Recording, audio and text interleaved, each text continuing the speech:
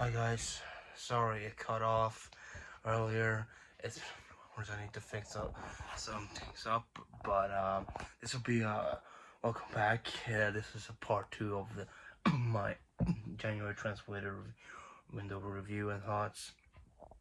Uh, Sorry I have to be like that, but yeah, but it is what it is. But where I left off, I was talking about Aubameyang and that he can help us out now in a good way. He's come in and he's been good when when Memphis has not been in good form and others as well.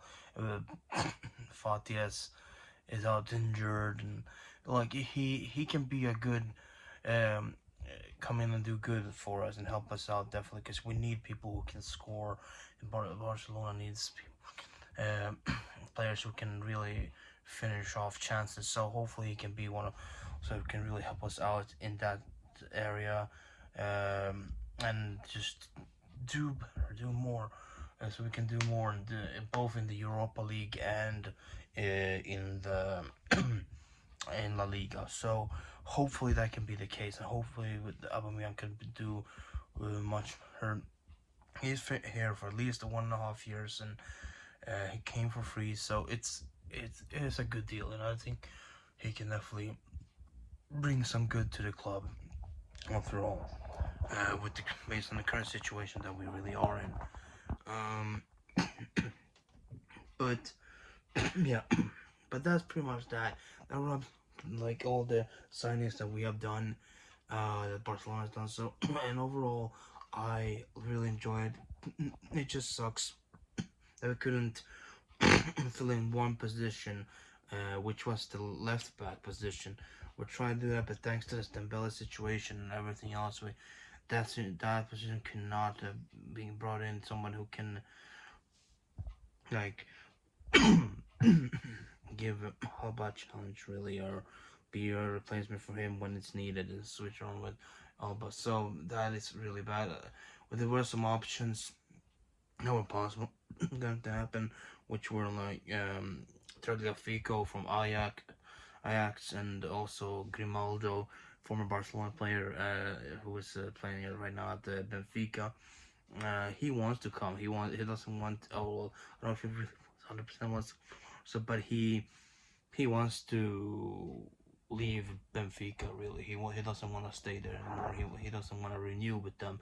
So he's still an option for the summer. We'll be focusing that more on the summer.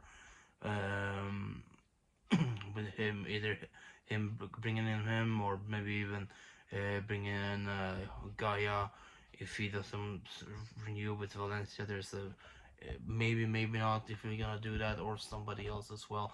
There's many options. So, but hopefully these three forwards that we have bought can make up for that lack in defense. Maybe the what we got now more in attack can really make up for what we lack in defense. Really, we can score more goals than we concede.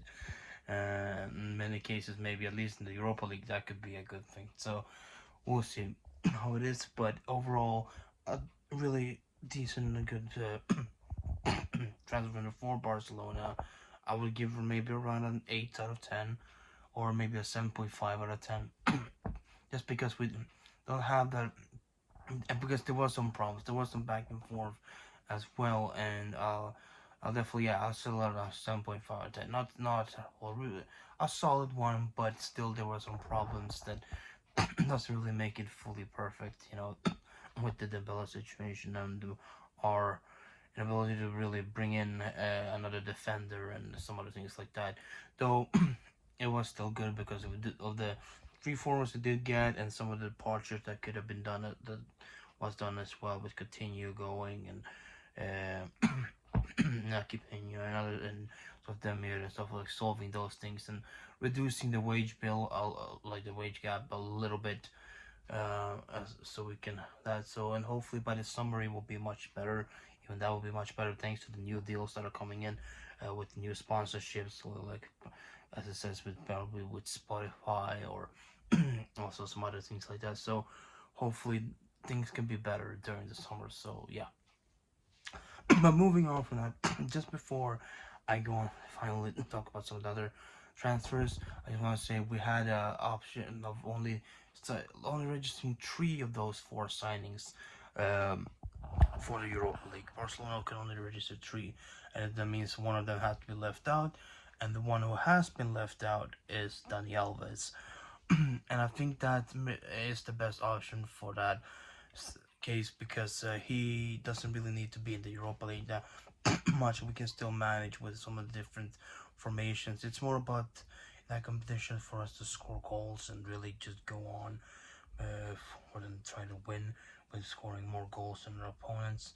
Because the away goal rule has been taken away, so I think it will cause least damage. We'll suffer least without him rather than without any of the new 3 forwards that we have signed. Because we do need to score more, and as I said before, hopefully we can outscore uh, the goals we can see. So hopefully we can. And there's still some ways we can do it. There's some replacements you can have on that position, like Mingueza or Araujo or Dest, like who can at least do decently good. So I think that was the best option to really choose. And I think they did a good choice in letting Alves be the one to be left out, because he can focus more on being in La Liga, doing his best in La Liga, and trying to get that top 4 spot, because that is a more shorter way to get Champions League spot for next season rather than winning the Europa League, because that's not a certain at all, depending on who we face. So, nonetheless, it's the best choice to leave Aubameyang, Ferran Torres, and Traore in the squad for Europa League and take out Dani Alves. Um, he will fit more for the La Liga rather than that, and also with his age and everything too. So he won't be playing anyways every single game in that sense. So it's better that way. And I think that was the right choice to make. So now before I end the video, the second part, I will talk about some of the other signings that have been done. Uh, there has been some signings in Premier League, especially.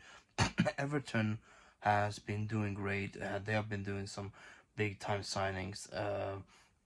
New coach, first off, Rafa Benitez was sacked weeks ago, and now they have gotten a new coach, which is Frank Lampard, the former Chelsea legend and coach. Lampard is back in Premier League, coaching in the Premier League, and he's been out of job since he was sacked by Chelsea last year, like almost a year ago, right?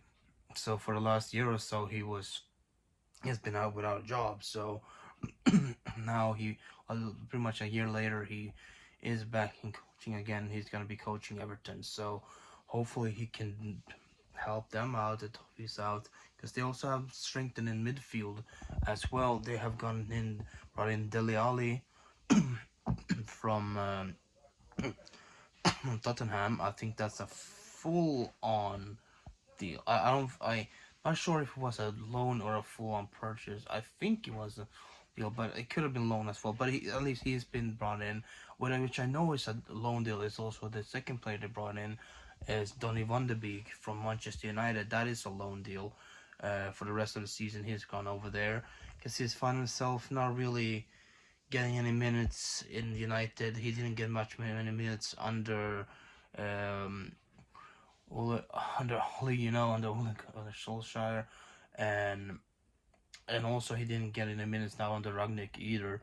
So he's been more. He wanted to move out to get some more minutes, to get to play more, and he has been getting that now. He's gonna get that now with